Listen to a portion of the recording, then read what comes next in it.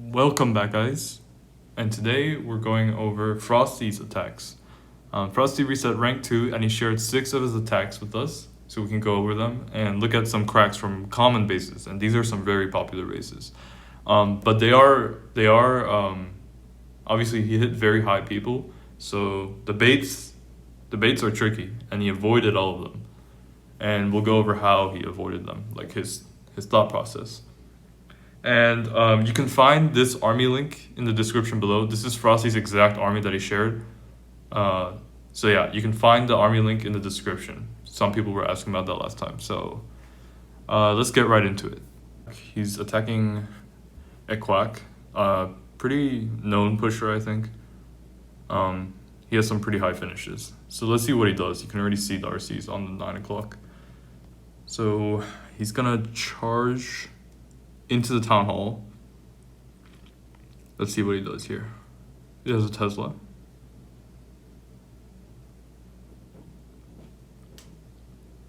Yeah, covering the king with the Invis so the RC doesn't get stuck.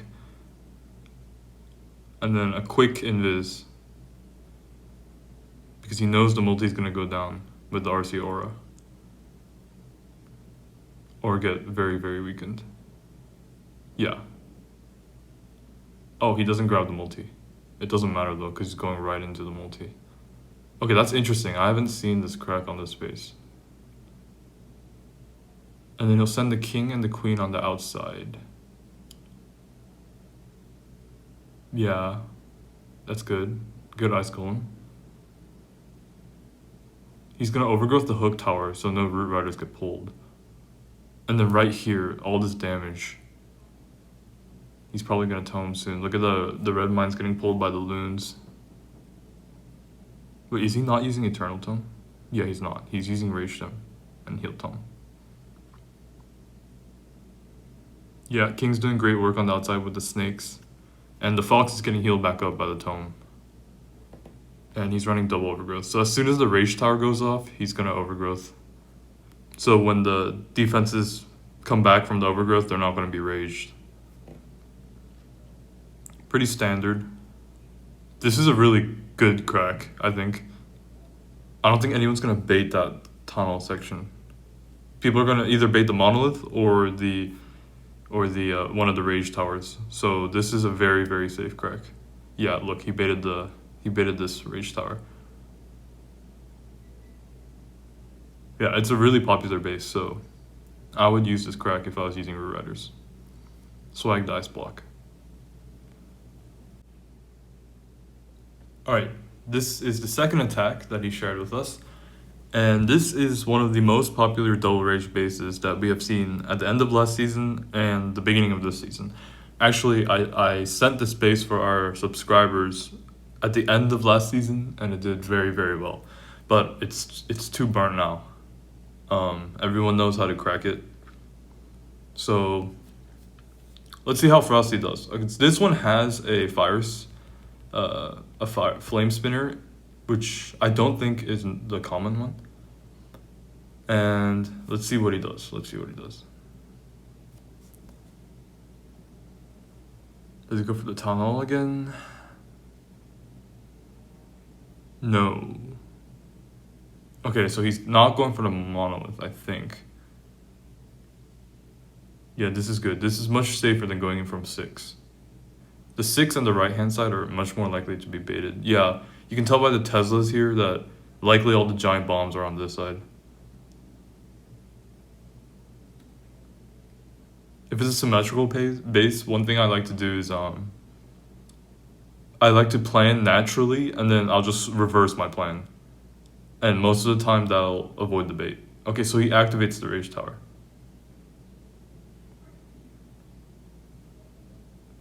And then he's going right in to the monolith.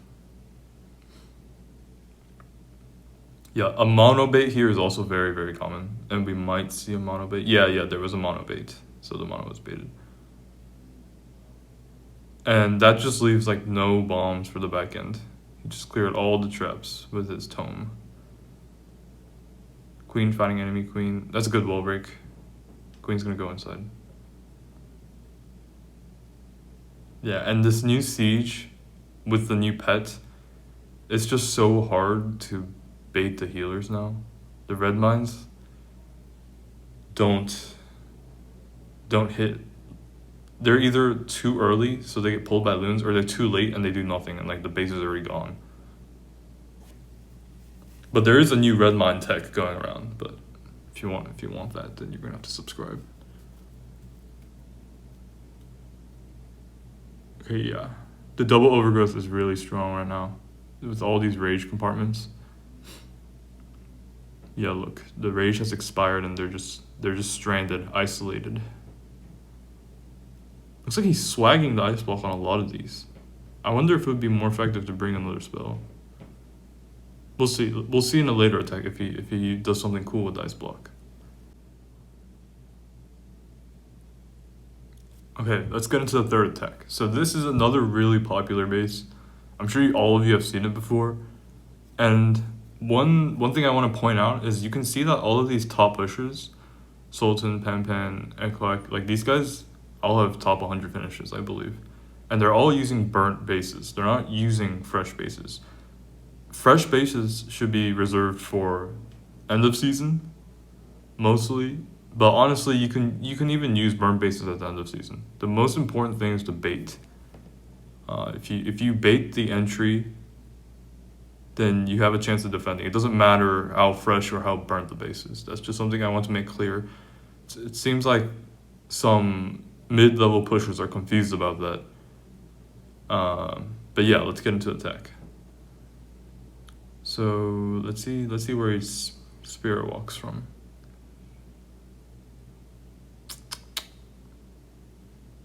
So he's taking some time planning with this one. Okay, he goes into the Giga Bomb, so he's calling the bluff. Was he right? Let's see.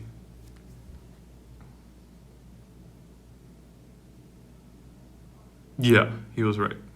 There's not many bombs there.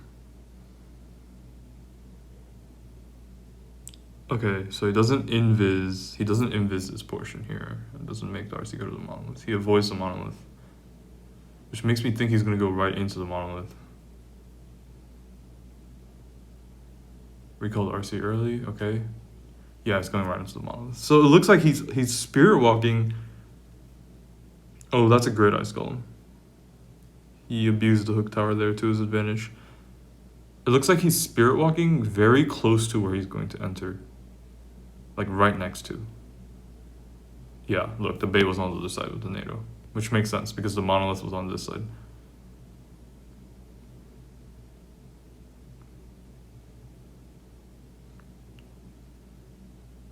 And he misses the overgrowth on purpose with the spitter and the scatter so he can get those out of the way. Good spiky. Overgrowth one more time. Freezing the rage spitter. Yeah, and look, it's just the base is crushed. Overrunning. The double overgrowth is so strong.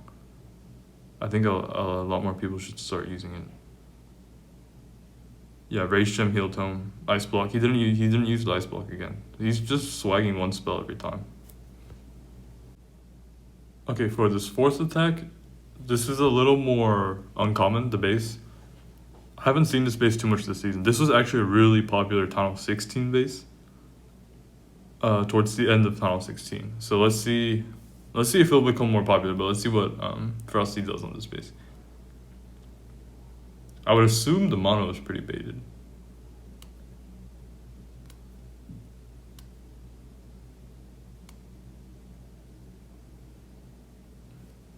Okay, he goes in from 6. Maybe... Okay, he goes left.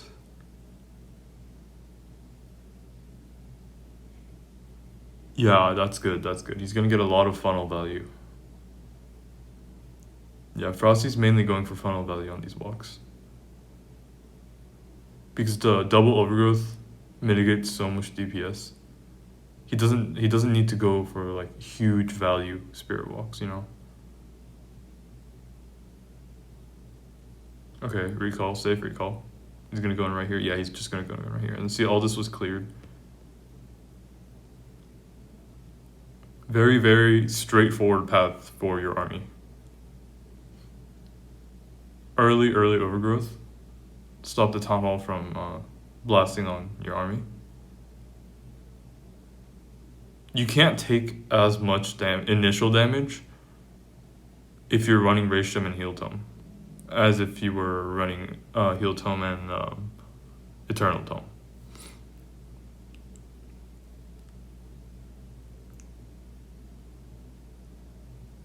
Okay. Oh wait, did he? Okay, no, he didn't. I'm high. Nice overgrowth. Snake's distracting. Leaving mono all the way on the back end. Yeah, mono's not going to do anything against this much. Okay, he had some good traps. Most of the healers are dead. Singles firing on a Queen clone. RC's over there. Yeah, I mean, the spiky ball in the core is so broken. Spiky ball in the core with a giant. I mean, is there a more broken army in this game right now?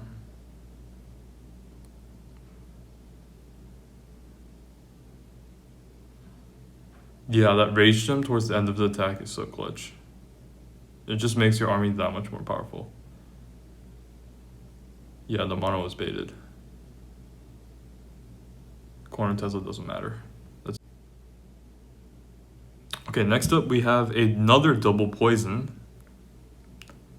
And this one, I don't think it's too common either. I haven't seen this much, at least this season. And it's interesting. It's a flame spinner base. This is the second flame spinner we've seen so far. As you know, the flame spinner can hit through the invisibility of the Spirit Walk, which is why some people will use it as a deterrence and don't bait that side. So yeah, that's what Frosty is thinking too. People are afraid to Spirit Walk into the flame spinner, so they might put no traps there. I mean, in my opinion, it just doesn't really do enough damage. It's the most useless one. It's too random. Oh my, this funnel value is amazing. Look, he got this whole section out. Yeah, he's starting. It's just a common theme is that he's starting his army right where the Spirit Walk ends. Yeah, after he gets that Rico down, there's no defense to pull your army. So your army's just, it's very predictable. What's super important with Routers is that you can clearly predict their path. And that allows you to use your overgrowth preemptively, efficiently. So King's snaking around on the outside.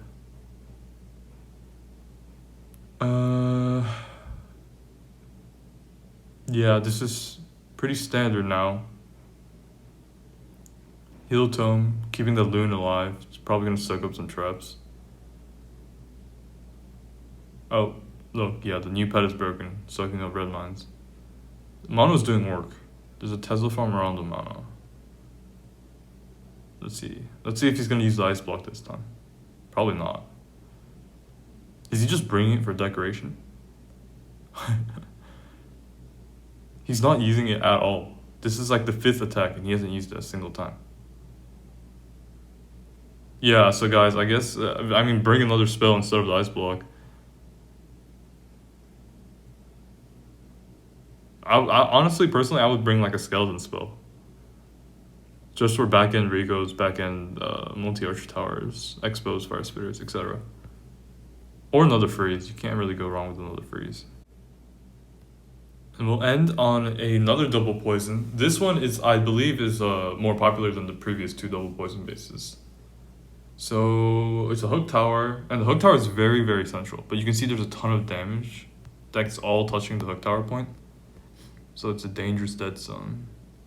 It's going right into the town hall. Okay, saving his fox. Let's see. He's probably not going to go that deep. Probably just going to get a few things in recall.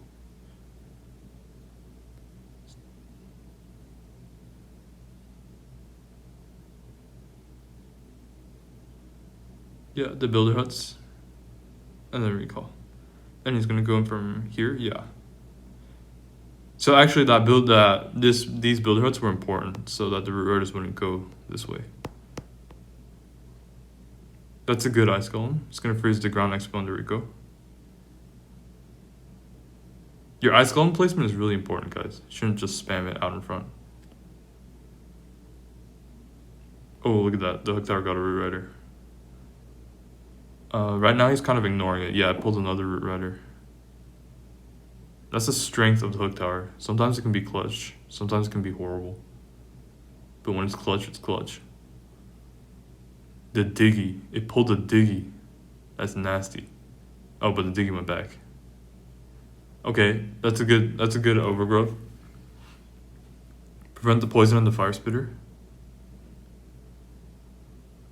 Okay, he has 2 abilities left, the king and the queen. Oh, this top section is actually pretty heavy. But it should be fine.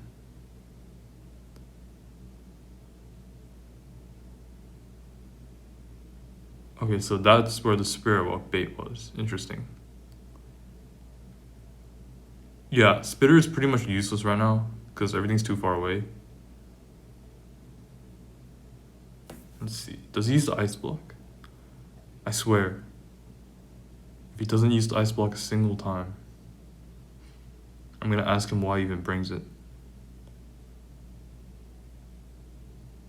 This is the closest hit we've seen so far. Nice. Nice. Yeah. It's still a triple. Still a triple. Still didn't use the ice block. And that right there is 6 for 6 for Frosty at rank 2 reset. Let me know if you guys want to see more of Frosty's hits because I can record probably as many as I want. Yeah, let me know if you want more Root Rider hits, and I'll be back to my regular Super Dragon posting schedule tomorrow. One last thing I forgot to mention, guys. I'm switching my army composition and my equipment as well. I'm using the Dark Crown now. Yeah, so I've added the overgrowth and I've slightly tweaked my army.